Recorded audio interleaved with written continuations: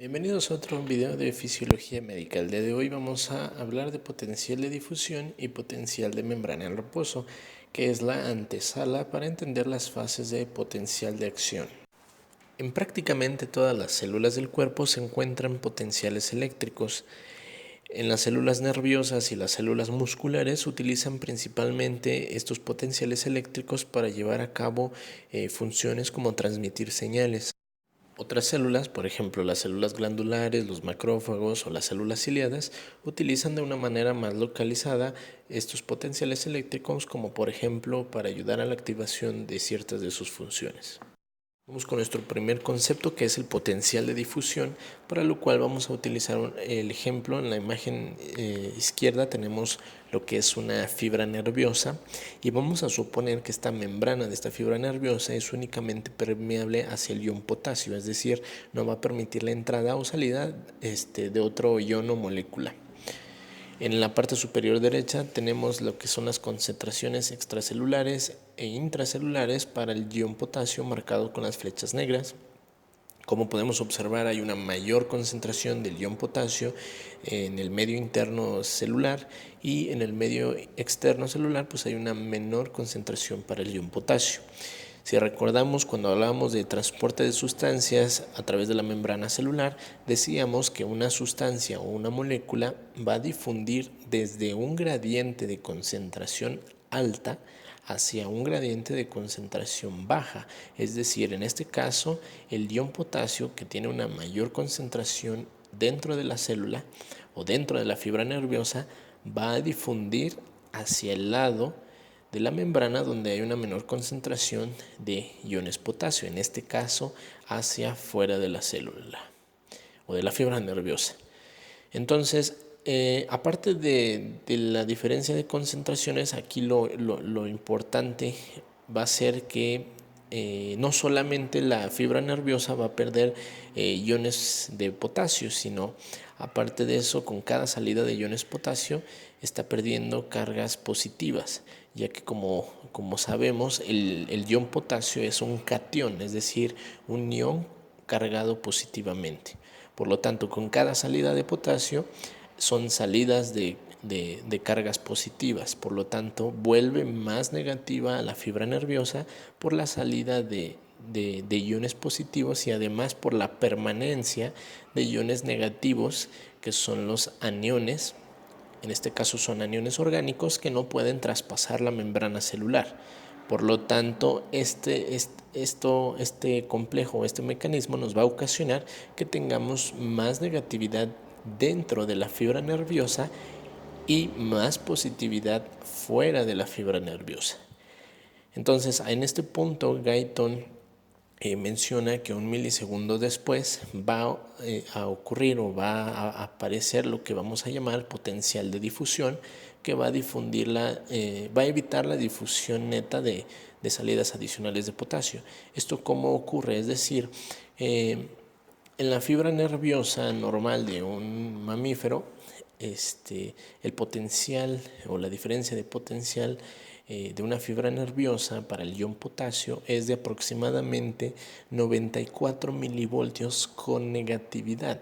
Es decir, en el punto en el cual se va a bloquear la salida de iones adicionales de potasio es cuando exista una diferencia de menos 94 milivoltios en el interior de la fibra nerviosa respecto hacia el exterior de la fibra nerviosa. Por lo tanto, el potencial de difusión no es más que otra cosa que la diferencia de potencial entre el interior y el exterior. Vamos ahora con el potencial de difusión para el ion sodio. Entonces, siguiendo el mismo ejemplo, ahora vamos a suponer que esta fibra nerviosa es únicamente permeable hacia el ion sodio, es decir, no va a permitir el paso para ninguna otra molécula o ion que no sea sodio. En la parte superior derecha tenemos lo que es las concentraciones intracelulares y extracelulares para el ion sodio. Vemos que las concentraciones en el líquido extracelular son mayores y en el líquido intracelular las concentraciones es menor para el ion sodio.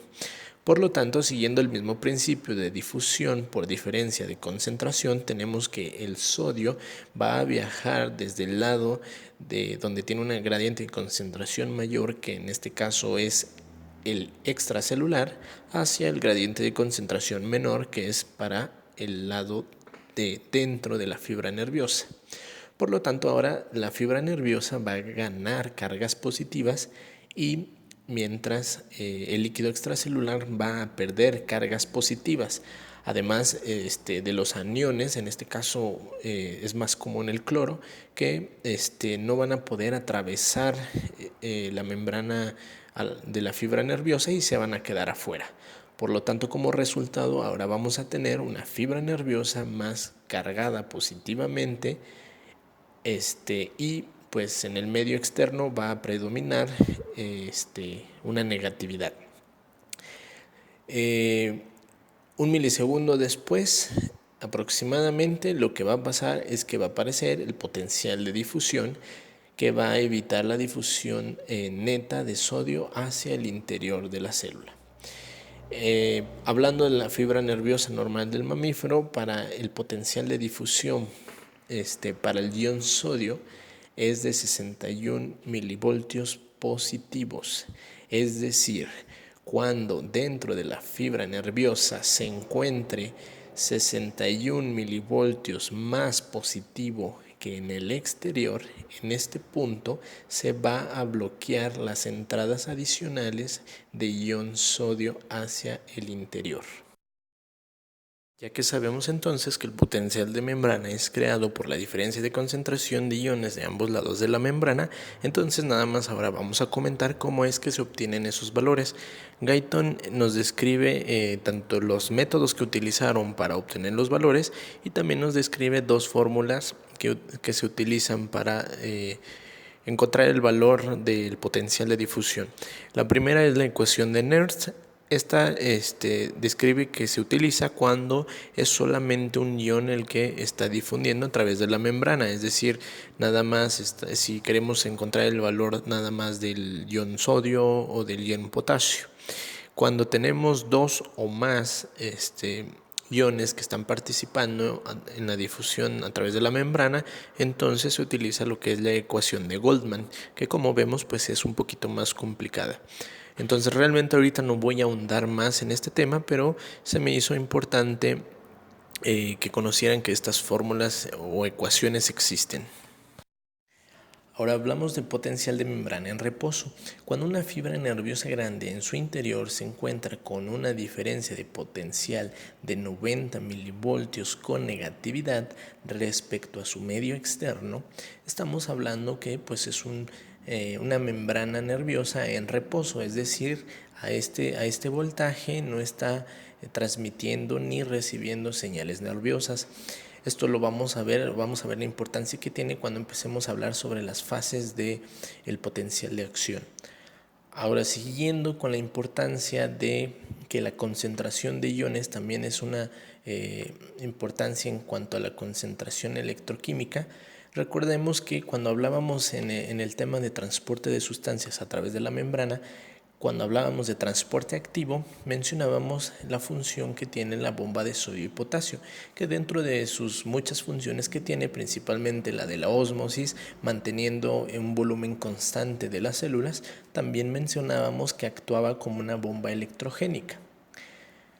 Ya que es, como sabemos, pues en la bomba de sodio y potasio se hace un intercambio desde el interior de 3 iones sodio hacia el exterior por 2 iones potasio que se encuentran en el exterior de la célula hacia el interior. Entonces, electroquímicamente hablando, podemos concluir que realmente está habiendo una pérdida neta de una carga positiva de la célula, es decir, la célula está tendiendo a ser más negativa y en el medio externo está tendiendo a ser más positivo. Y también por otro lado tenemos lo que son canales proteicos, que en este caso son los llamados canales de fuga de potasio, es decir, aun cuando la membrana esté en reposo hay pérdidas adicionales mediante estos canales de proteicos del ion potasio, y pues hay una mínima entrada del ion sodio también. Realmente estos canales proteicos son más selectivos al ion sodio, perdón, al ion potasio. O sea que hablamos de que son 100 veces más permeable al ion potasio en relación a una del ion sodio. Ahora, siguiendo para entender un poco más sobre el potencial de membrana en reposo de una fibra nerviosa, pues tenemos aquí tres condiciones o tres situaciones en las cuales vamos a ir viendo cómo se va a definir el potencial de membrana en reposo de una fibra nerviosa. En el inciso A es el primer caso en donde el potencial de membrana en reposo solamente está definido por la difusión del ion potasio hacia el medio externo. Entonces, hasta este punto, el potencial de membrana en reposo es de 94 milivoltios con negatividad en el interior de la fibra nerviosa. Ahora, en el inciso B mostramos la misma difusión del ion potasio, pero ahora se le suma la entrada de iones sodio hacia el interior de la fibra nerviosa, principalmente por la entrada a través de los canales de fuga que hablamos en la diapositiva anterior. Entonces, pues si vamos hallándole lógica, pues va a ganar cierta positividad dentro de la fibra nerviosa. Por lo tanto, el potencial de membrana en reposo hasta este punto va a tender a ser un poco más positivo que solamente con la difusión de potasio. Entonces, en este punto, el potencial de membrana en reposo es de 86 milivoltios con negatividad en el interior de la membrana. Entonces, ahora, en el último paso, a nuestros dos mecanismos que ya hablamos antes, se le va a sumar el transporte activo de sodio y potasio mediante la bomba de sodio y potasio, que hablábamos que electroquímicamente hablando, pues la membrana, la fibra nerviosa va a tener una pérdida más de un ion positivo, ya que está transportando 3 iones positivos hacia afuera y está atrayendo hacia ella solamente 2 iones positivos.